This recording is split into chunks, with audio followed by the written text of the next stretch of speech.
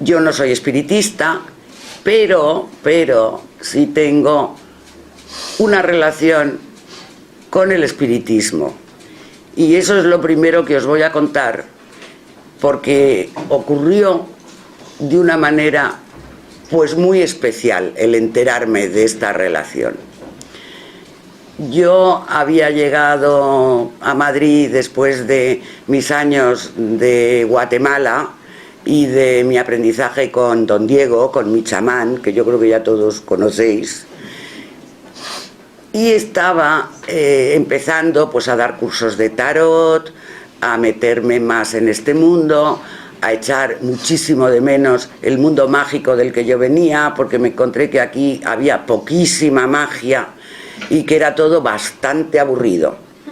Y una tarde de domingo, recuerdo muy bien, pues estaba yo en casa, había mandado a las niñas con el perro y la cuidadora a patear un poco la calle para que se desfogaran, y estaba yo tranquilamente, en ese momento escribía un libro de poemas para niños y tenía a la mesa así a mi lado la bola de cristal.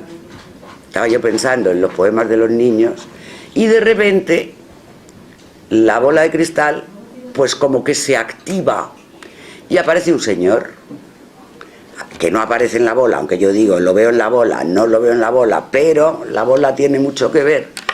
Y aparece un señor muy agradable, como de unos 50 y tantos o así años, con una ropa antigua, muy, en fin, muy correcto él, muy serio, que me da las buenas tardes y se presenta. Claro, yo lo primero que le dije, oye, ¿y tú qué haces aquí? No te conozco de nada, no sé quién eres. Entonces él se presentó y su presentación fue: soy José Navarrete. Curioso. Diputado en las Cortes Españolas y espiritista. Y veo que no tienes ni idea de la historia de la familia. Eso fue el primer apunte así. Pero bueno, claro, yo me quedé patitiesa y le dije, bueno, pues encantada. Y luego ya le dije, bueno, ya que eres pariente, pues si quieres te llamo tío. Y tío José, bueno, pues tío José, cuéntame qué haces aquí. Entonces ya me dio un meeting que sabes lo que tienes que hacer y que no lo estás haciendo, que tienes que enseñar los conocimientos que te ha transmitido tu chamán, que no puedes perder el tiempo, que el mundo está cambiando, que esto va muy deprisa.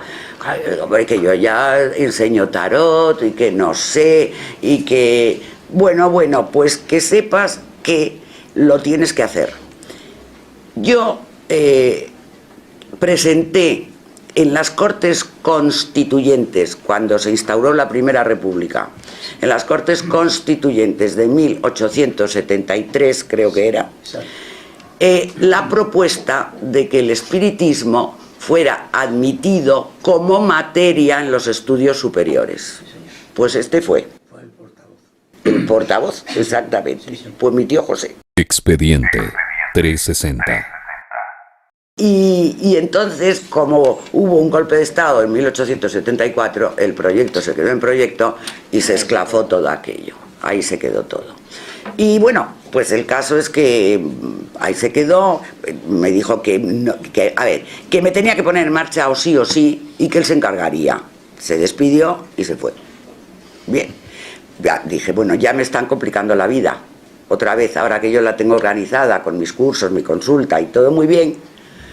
Y nada, y a los pocos días, como la casualidad no existe, me invitaron a una reunión pues social, en una casa de unos conocidos, no eran tampoco muy amigos, en el Madrid antiguo, un casoplón precioso de estos que hay por el centro que desconocemos y son fantásticos. Bueno, pues uno de esos.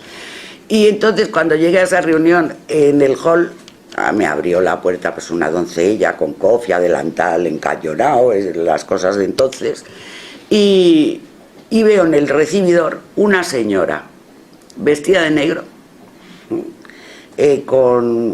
vestida de negro, con unos ojos muy azules, sentada en una silla, con una alianza en el anular izquierdo y que me dice, por favor, es urgente que vea a Margarita. Margarita es la dueña de la casa.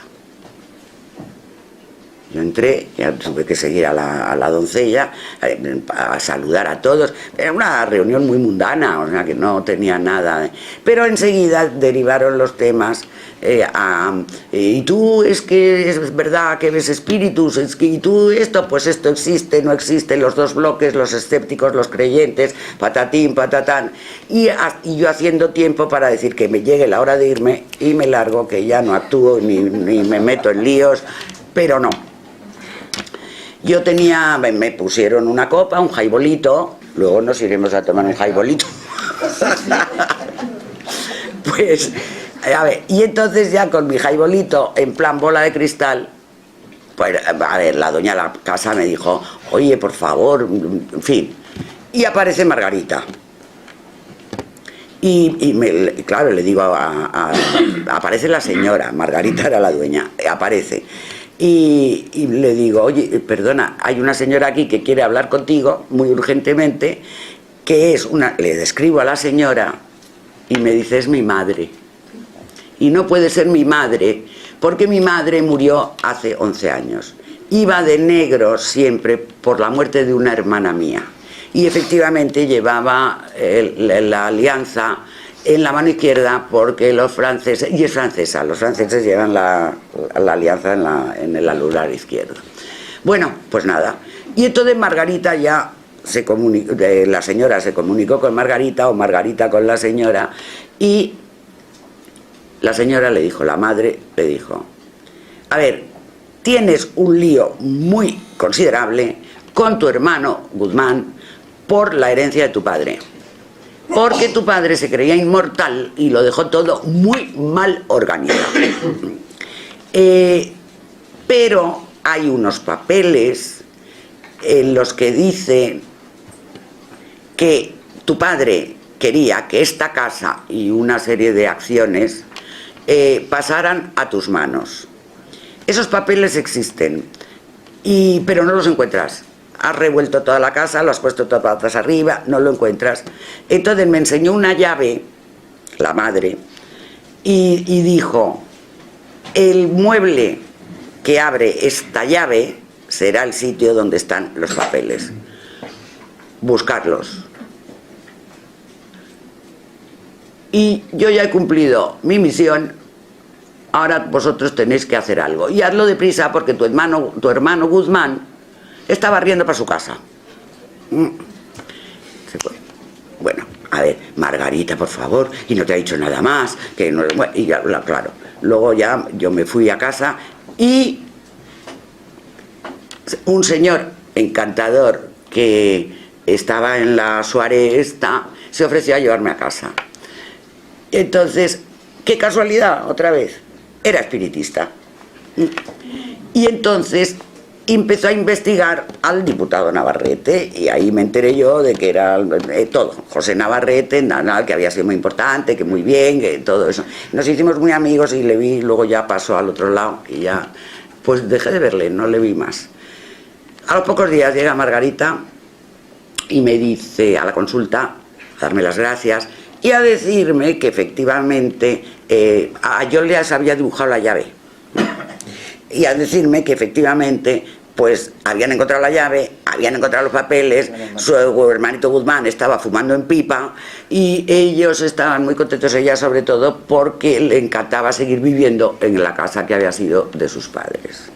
Bueno, espiritismo, la casualidad no existe, los difuntos hablan y así empezó toda mi segunda parte, que fue formar aprendices de brujo y vivir toda una serie de aventuras con ellos maravillosísimas. Y ahí entramos en otro bloque relacionado que tiene que ver con los sueños. No sé si vosotros recordáis los sueños, ¿no los recordáis? ¿Trabajáis para recordarlos y para interpretarlos? Porque los sueños son importantísimos. Primero para conocernos, para conocer un poquito nuestro inconsciente, porque en los sueños aflora el inconsciente. Claro, son muy difíciles de interpretar porque su lenguaje es simbólico, no es racional. Y entonces hay que aprender a traducir esos símbolos, que cada uno tenemos los nuestros, y a saber su significado.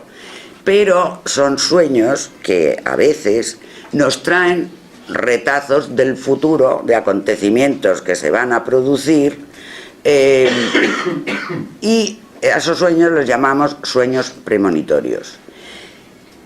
Todos sabemos que los reyes de los sueños fueron Freud y Jung.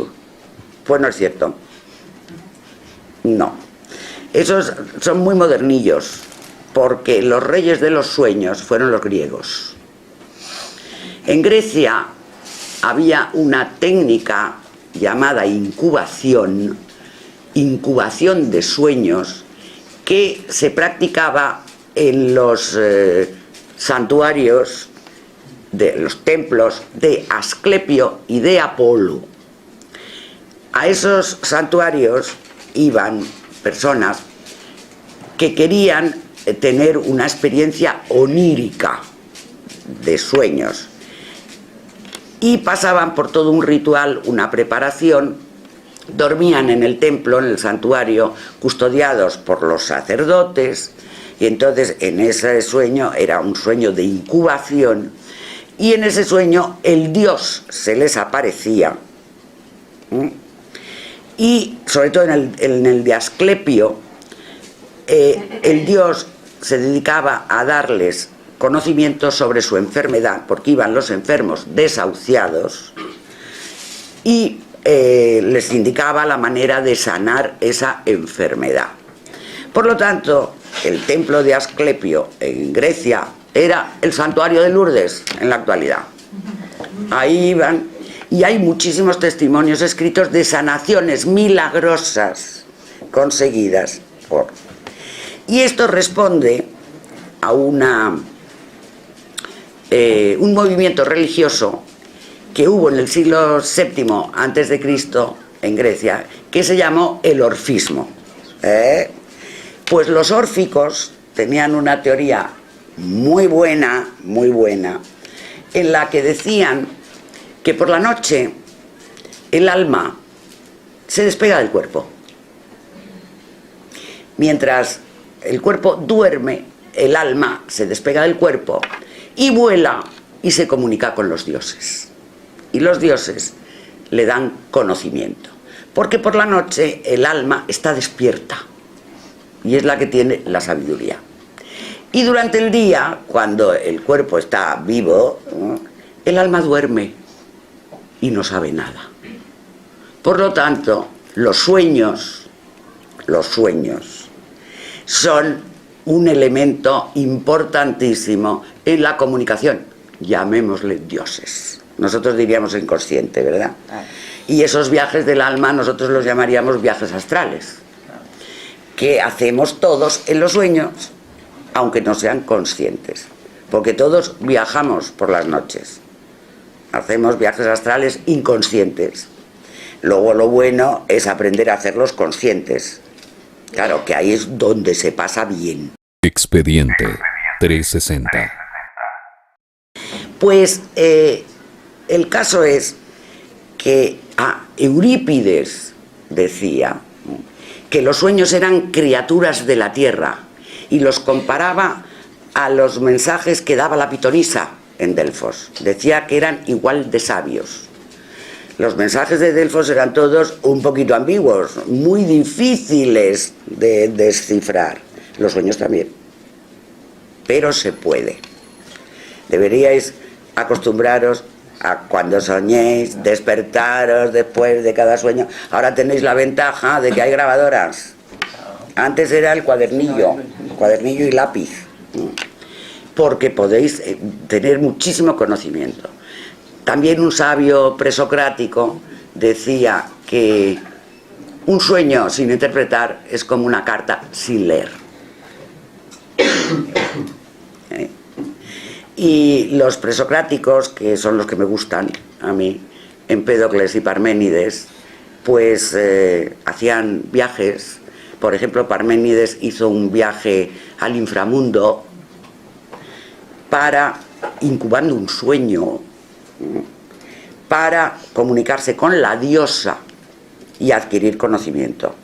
Y luego escribió un poema maravilloso en el que plasma todo ese conocimiento que son sus teorías filosóficas, que recibió en el inframundo de la diosa. Cuenta cómo llegó allí, quiénes fueron las que le guiaron. Bueno, una maravilla. Y hay un libro actual que se llama, el autor es un inglés sabio y estupendo, que se llama Peter Kingsley, que es catedro en una universidad, en Oxford, en Cambridge, de estos así importantes, ¿no? Que se llama En los oscuros rincones o lugares, no lo sé bien, del saber, que habla de Pitágoras, tampoco está mal, de Empédocles, que fue el que desarrolló la teoría de los 4 elementos. El mundo está formado por los 4 elementos, ¿no? Y de Parménides, que son poetas y magos videntes también, y partidarios de los sueños. Pues bueno, yo os voy a contar algunas aventuras de mis esforzados aprendices conmigo, en las que los sueños también tuvieron un papel importante. Una de ellas empezó de una manera muy curiosa, porque yo tenía, en aquel momento mi consulta estaba así, tenía ya gente muy variopinta que venía a la consulta. Os hablo de año 80 y tantos, las cosas así, bueno, ya, y en aquella época yo tenía un extraterrestre que venía a la consulta,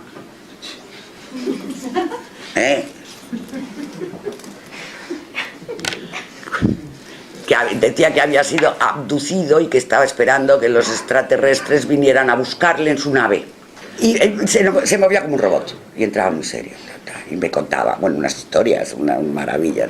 Y decía que se acababa el tiempo y que además que si yo quería irme con él en la nave, que me tenía que preparar porque yo era sí, nada. Y yo le decía que bueno, que lo sentía mucho, pero todavía tenía mucho que hacer aquí, que esperaba el segundo viaje y luego ya en el segundo ya no. Bueno, pues un buen día desapareció y no volvió nunca más, o sea que se lo llevaron. Está clarísimo. Y otra fantástica era una doctora en historia medieval templaria. Tampoco está mal. No. Pero la pobre templaria estaba más perdida que un pulpo en un garaje. Lo estaba pasando fatal, estaba angustiada. Y yo, cada vez que venía a verme a la consulta, pues yo cogía mi bola y siempre aparecía un señor completamente medieval, y yo creo que completamente templario, y que daba unos mensajes tipo Delfos también. No pierdas tu camino, sigue por aquí. Bueno, y el señor tenía una pinta buenísima, ¿eh? Era flaco, delgado, moreno, con barba, unos ojos tremendos. Bueno, pues yo veía al templario y a esa chica le dije, oye, no vengas más porque yo no te puedo ayudar. Porque si a mí este señor que viene a decirte eso no me ayuda y me sigue dando los mismos mensajes, pues yo no salgo de ahí. Bueno, ella ya no volvió y yo me quedé con esas. Aparecen mis aprendices en mi vida y decido que podíamos hacer una ruta de las iglesias templarias. Amigos. Y decidimos que un viaje, un viaje a una pequeña iglesia templaria que hay en el Camino de Santiago, que yo ya había estado y había conocido y me impresionó muchísimo. Bien, pues nada, ya que nos fuimos, yo además de vez en cuando soy mala. Expediente 360. Entonces decidí, bueno, vamos a ver, chicos, vamos a quedarnos en un hotelito muy delicioso que hay en un pueblo a 10 kilómetros de la ermita, de la iglesita, y vamos a hacer esa parte del camino de Santiago, 10 kilómetros, andando.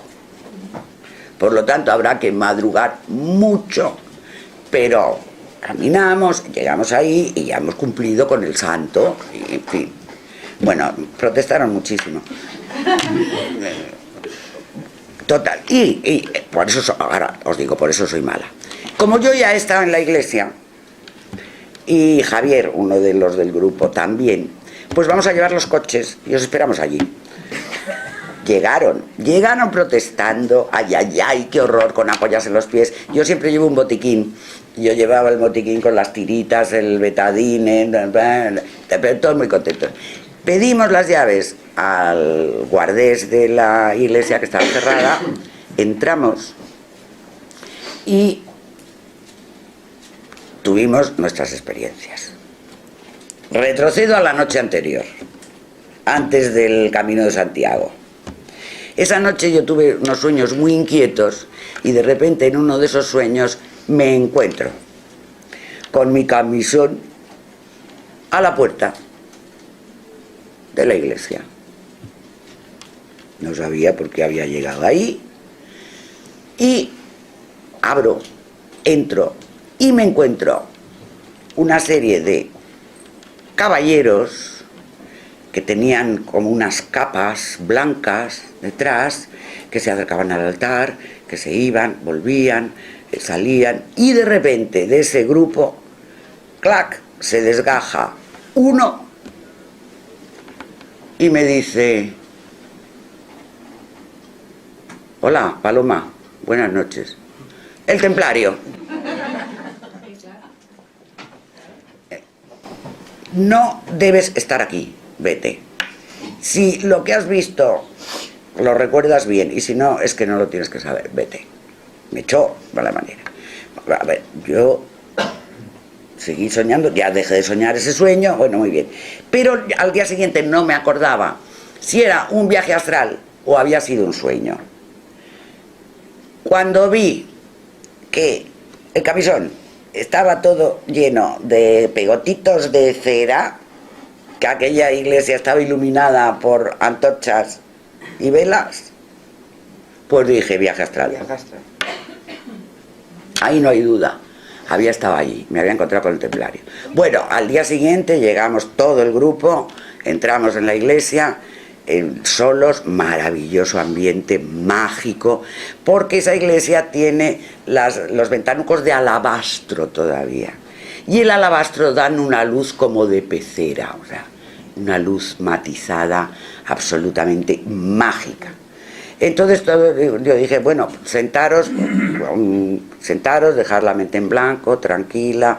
Estábamos solos, la iglesia está fuera del pueblo, lejitos, y meditamos, y de repente las campanas de la iglesia sonando, a todo sonar, cosa imposible porque no había nadie, estábamos solos nosotros, y esas campanas estaban ahí pues un poquito muertas, vamos, no, bueno. Y luego empezamos a ver, lo primero a escuchar unas voces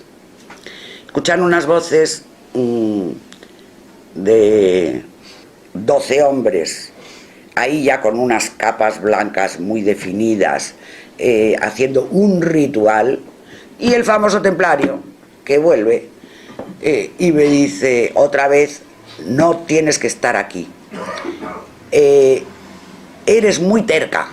Era francés, hablaba en francés. Tu es très entêtée, Paloma.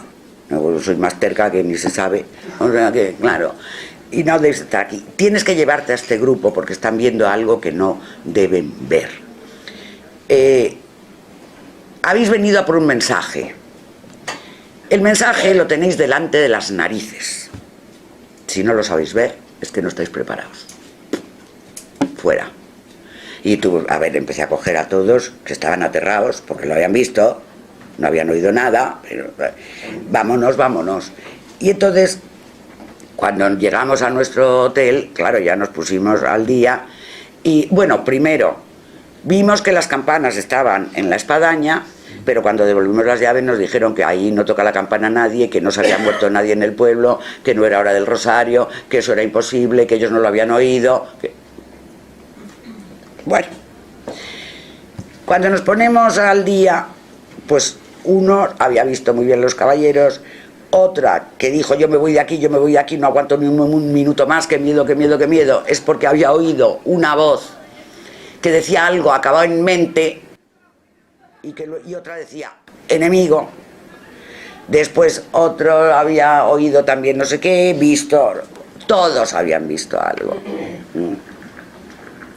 Todos habían visto algo. Y entonces, claro, cuando yo veo al templario, digo, bueno, efectivamente ritual templario, y cuando me cuentan esto digo, claro, evidentemente el Papa Clemente, nuestro enemigo, templarios.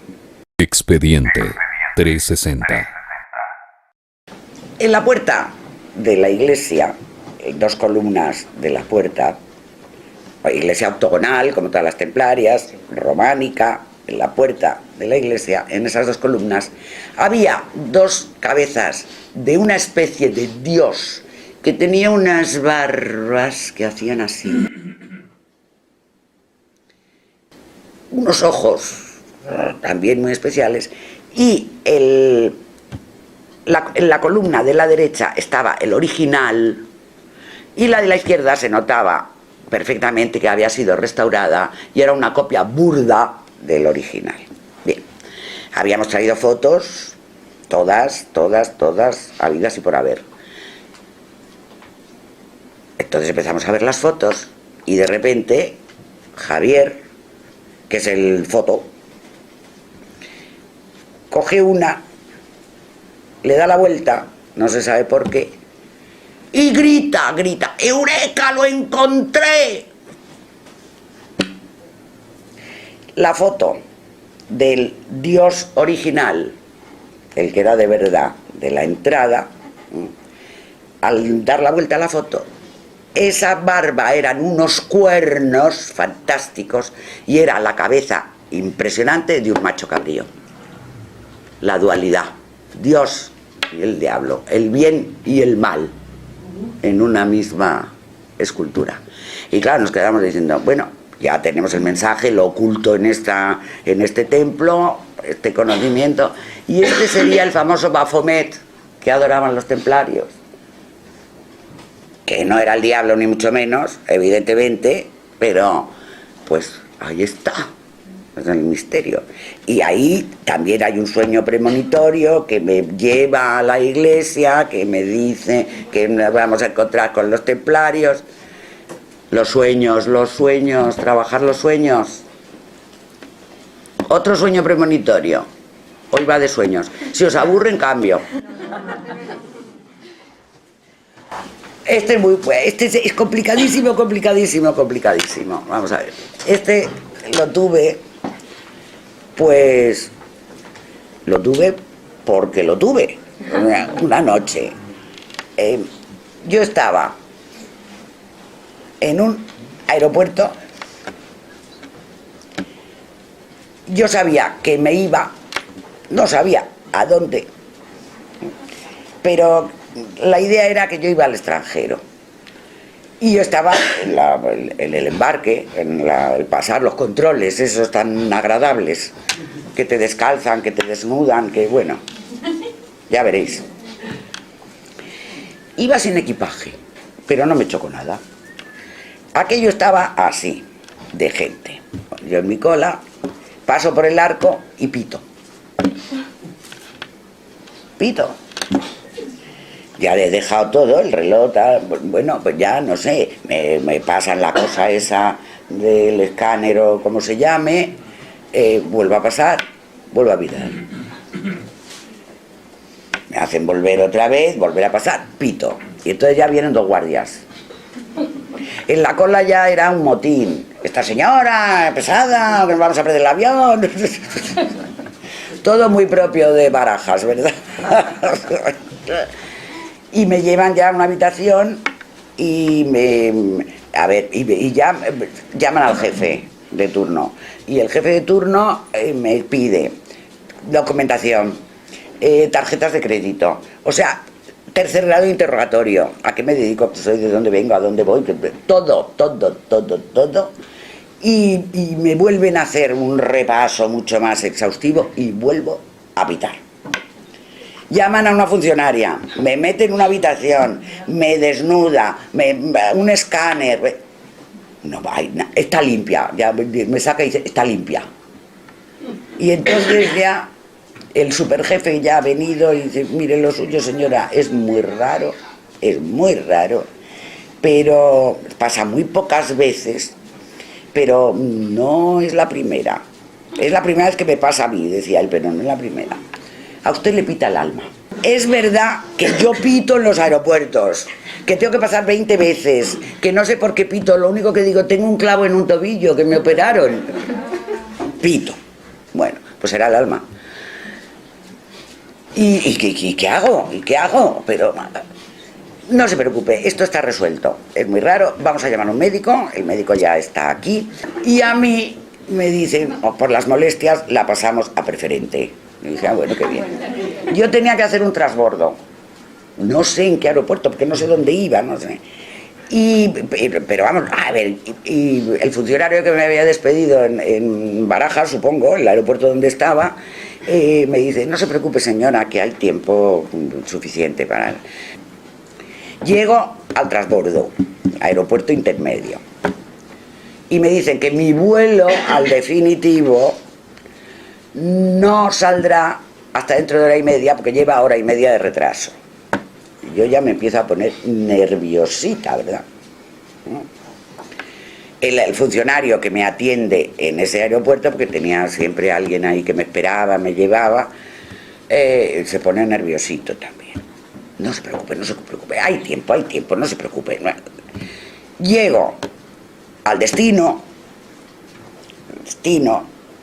espero que salga mi paquete, bien retractilado, y no sale.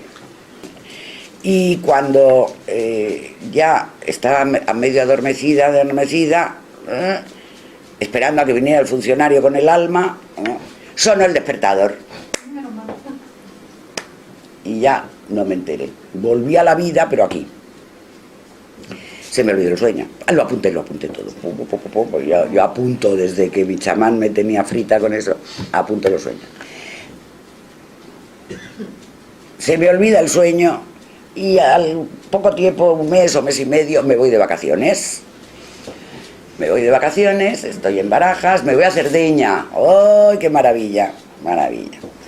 Entonces, transbordo en Roma, el aeropuerto más caótico, terrorífico y espantoso de todos los aeropuertos europeos. Terrible. Bueno, hora y media de retraso en el siguiente vuelo, a Olbia. Llegamos a Olbia, iba con mis nietas, llegamos a Olbia, salen todas las maletas y nuestras maletas no salen. He perdido la maleta. Se embarcó en Madrid, pero no se sabe si está en Roma o está en Nueva York. Expediente 360. Poco precavida, no llevaba un pequeño trolley con pues los bikinis de primeros auxilios y por si acaso. Llegamos al hotel maravilloso, pues con lo puesto, en fin. Primer día, nada. Segundo día, ni noticia. Ahí además no te cuentan nada, no te informan de nada. Bueno, en fin, Italia, ma qué cosa. Al tercer día resucitó la maleta. Qué alivio, bien, bueno, tengo la maleta. Y entonces me llama mi hermano de Madrid. Hola Sorella, ¿cómo estás? Muy bien, fratello, aquí. Bueno, y hoy sobre todo me ha cambiado el ánimo, estoy encantada porque me ha llegado el alma. Y de repente digo, el sueño. Pero luego me quedé muy preocupada, porque dije, vamos a ver, si yo a estas alturas confundo el alma con mis pertenencias, voy muy mal. Voy muy mal. Bueno, pues otro sueño premonitorio, los sueños premonitorios. Y he tenido muchos sueños premonitorios. Ahora cada vez tengo menos porque me llega la información en directo, o sea que ya no la tengo que traducir. Pero insisto que los sueños siguen siendo un mundo absolutamente fascinante, que además hay fascinante cuando no son pesadillas. Ay, espera. ¿Me escuchas allá abajo? Digo atrás. Fascinante cuando no son pesadillas, que claro, son menos fascinantes, pero en las pesadillas salen nuestros fantasmas propios, nuestra sombra, y eso también es importante conocerlo y traerlo al consciente. Y ahora voy a dar otro salto. ¿Puedo dar otro salto? Bueno. Me acaban de enseñar unas fotos absolutamente maravillosísimas, auténticas y reales, de una hada de las flores y un duende. Evidentemente hechas por una gallega y además en Galicia. Yo reivindico mi parte gallega. Bueno, fantásticas, fantásticas. Y me pregunto, ¿creéis que los espíritus de los 4 elementos, los espíritus elementales de los 4 reinos, existen? Existen. No están solo en los cuentos. A los cuentos han llegado porque existen. Son los espíritus del fuego, del aire, del agua y de la tierra. Del agua. Las salamandras del fuego. Los silvanos o los silfos del aire. Los gnomos de la tierra. Y existen. Yo los he visto y doy fe. Y además en directo, o sea, no en viajes astrales, que eso también es más, ahí se ven muchas más cosas, pero en directo. Y están ahí y además tienen su naturaleza. Y además esos son los espíritus a los que los magos ponen a su servicio para conseguir sus objetivos. Porque los espíritus de la naturaleza, o sea, los espíritus elementales, se llaman, de los elementos, no son inmortales, tienen una vida, tienen un tiempo de vida, pero larguísimo, muy longevos, y tienen una tremenda envidia al ser humano, porque el ser humano tiene un alma inmortal y ellos no, y además porque el ser humano está compuesto por los 4 elementos y ellos solamente son criaturas de fuego, solamente fuego, aire, solamente aire, agua.